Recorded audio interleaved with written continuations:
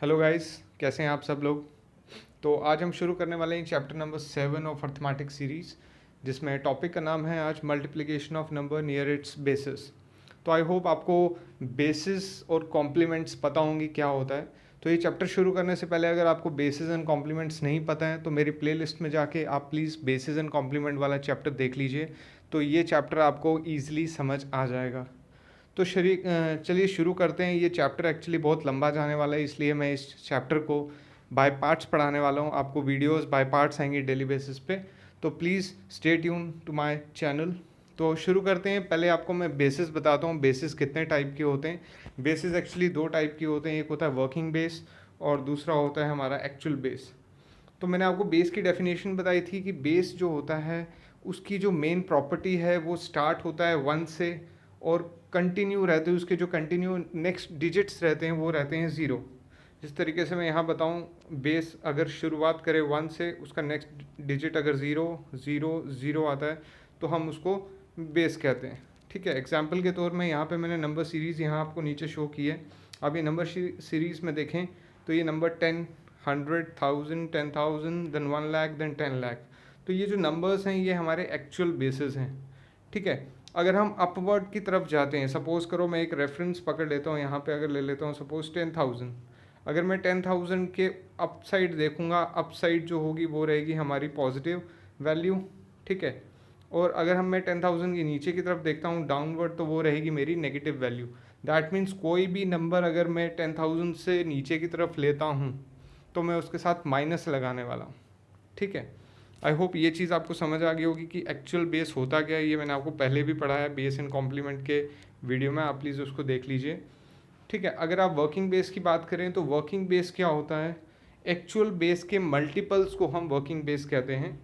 ठीक है, जिस तरीके से मैंने यहाँ पे 20 लिखा है तो ये 20 किसका मल्टीपल बेस है, एक्चुअल बेस किसका है 10 का। अगर मैं 10 को 10 इज़ इन एक्चुअल बेस, इसको अगर मैं 2 से मल्टीप्लाई कर दूँ तो 20 बन जाता है। That means 20 is a working base.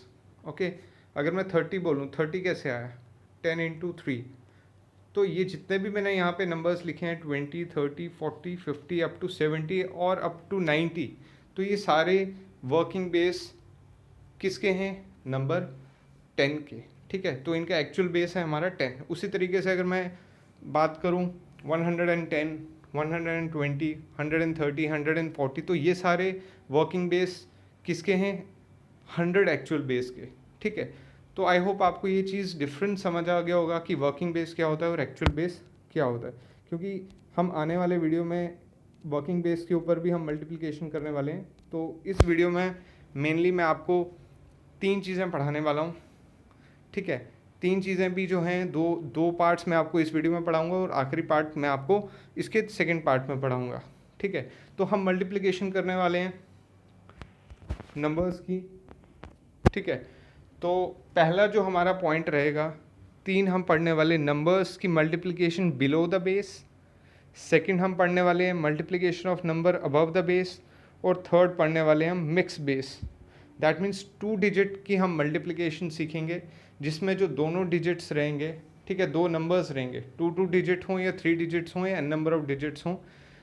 ठीक है, 2 नंबर्स की मल्टीप्लिकेशन भी हम सीखेंगे, 3 नंबर्स की भी सीखेंगे। ठीक है, तो 2 नंबर्स ऐसे होंगे जो बिलो द बेस होंगे, पहला हम वो सीखेंगे। उसके बाद हम सीखेंगे numbers, 2 numbers above the base, और तीसरा हम सीखेंगे मिक्स 1। ठीक है, तो हम शुरुआत करने से पहले मैं आपको कुछ रूल बता दूं कि कोई भी अगर आपको नंबर हो, चाहे वो अबव द बेस वाला क्वेश्चन हो, चाहे वो बिलो द बेस का क्वेश्चन हो, या चाहे मिक्स बेस हो, मिक्स बेस हम सेकंड पार्ट में देखेंगे, तो आपको सबसे पहले 3 स्टेप्स को फॉलो करना बहुत ज़रूरी है। कोई भी अगर हम आंसर लाते हैं, आंसर के हमारे 2 पार्ट होने वाले हैं, एक होने वाला है लेफ्ट हैंड साइड आंसर और एक रहने वाला है हमारा राइट साइड आंसर।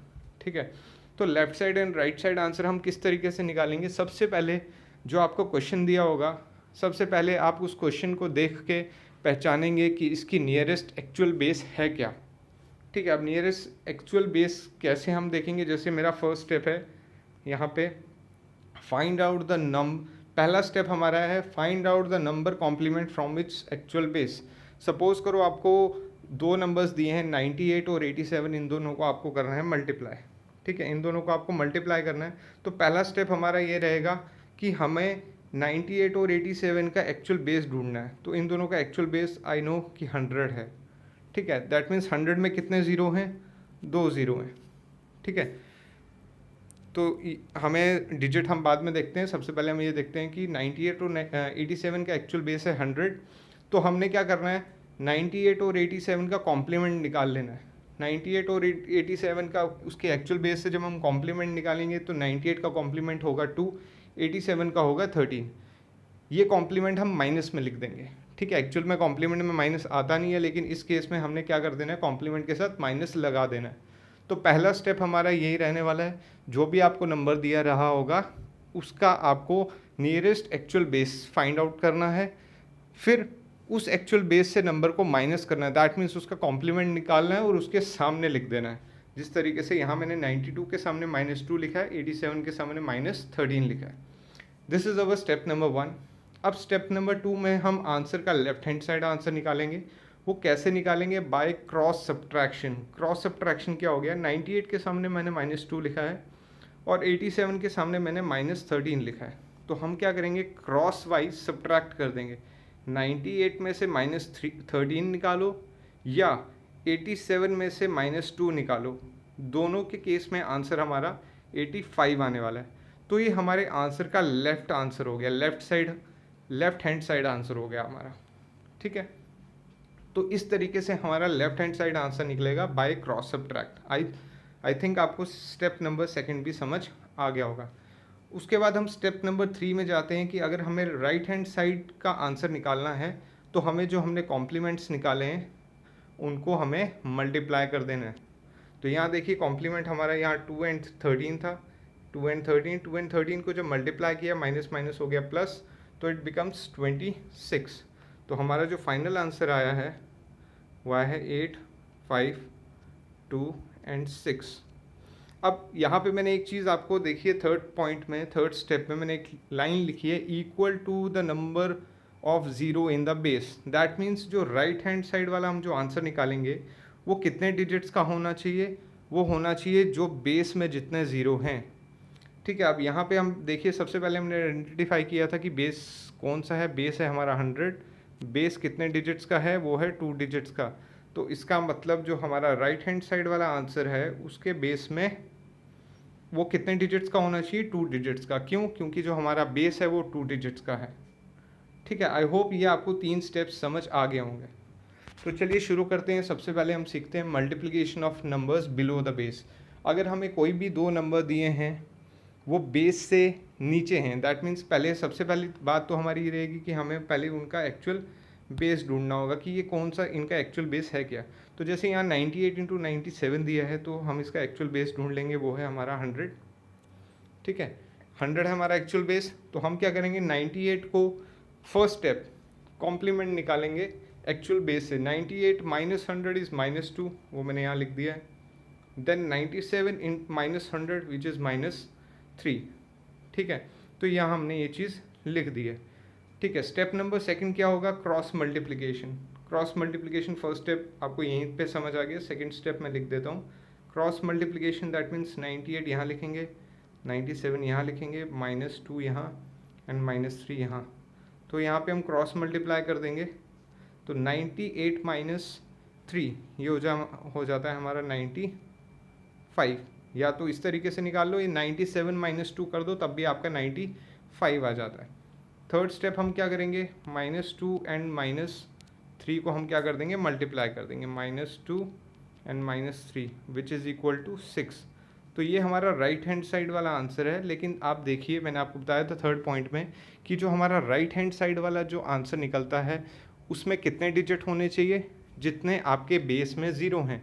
तो यहाँ पे देखिए बेस में आपके 2 ज़ीरो हैं, लेकिन आपके यहाँ पे जो राइट हैंड साइड वाला जो आंसर निकला है 6, ये आपका सिंगल डिजिट है।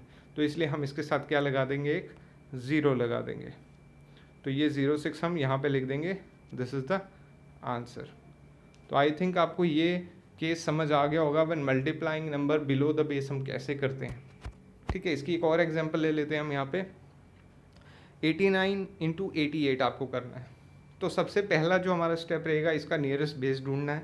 नियरेस्ट बेस अगेन इट्स 100, ठीक है, नियरेस्ट बेस अगेन इट्स 100। तो हम पहला स्टेप 100 निकाल लिया और उसका कॉम्प्लीमेंट निकालिए। तो कॉम्प्लीमेंट देखिए 100, 89 को 100 से माइनस किया -11, 88 को हमने 100 से माइनस किया, अगेन इट्स -12। तो देखिए अब हम पहला स्टेप हो गया हमारा। सेकंड स्टेप हमने क्या करना है, क्रॉस मल्टीप्लाई करना है, हमने second step is cross subtraction. 89 हम यहाँ लिख रहे हैं, 88 हम यहाँ लिख रहे हैं, उसी के सामने हमने -11 एंड -12। चाहे आप 89 से 12 को माइनस कर दीजिए या चाहे आप 88 से 11 माइनस कर दीजिए, आपका जो लेफ्ट साइड वाला आंसर है वो 77 आने वाला है।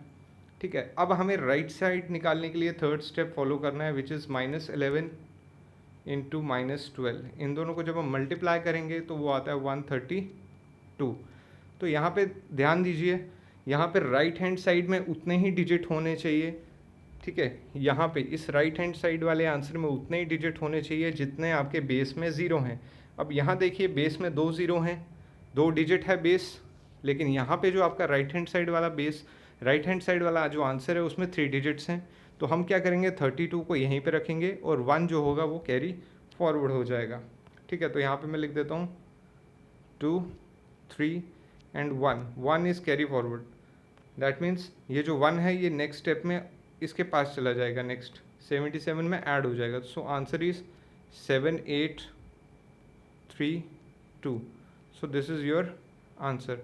आई होप ये चीज़ आपको समझ आ गई होगी कि सबसे पहले आपको बेस देखना है, कॉम्प्लीमेंट निकालना है, कॉम्प्लीमेंट निकालने के बाद क्रॉस सब्ट्रैक्ट करना है, क्रॉस सब्ट्रैक्ट करने के बाद आपको कॉम्प्लीमेंट्स की मल्टीप्लिकेशन देखनी है।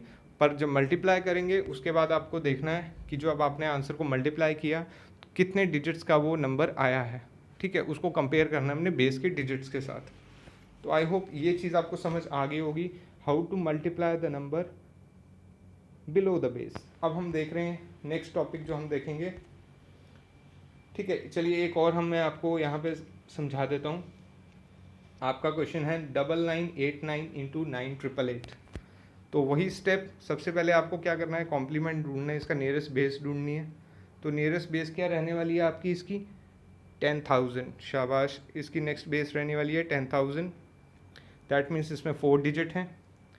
अब हम क्या करेंगे, फर्स्ट स्टेप बेस ढूंढ लिया और इसका कॉम्प्लीमेंट ले लेंगे। तो 9989 का कॉम्प्लीमेंट जो है अगर मैं इससे माइनस करूँ तो -11 आता है। 9888 को 10,000 से माइनस करूँ तो 112 आता है। ठीक है, अब ये हमारा फर्स्ट स्टेप हो गया कंप्लीट। सेकंड स्टेप में हमने क्या करना है, माइनस करना है। ठीक है, क्रॉस सब्ट्रैक्शन करनी है। तो देखिए मैं यहाँ लिख देता हूँ 9989, सॉरी इसके सामने लिख दे रहा हूँ -11, यहाँ लिख दे रहा हूँ 9888, इसके सामने लिख दे रहा हूँ -112। तो देखिए मैं इसके थर्ड स्टेप भी मैं यहीं पे इन्वॉल्व कर दे रहा हूँ।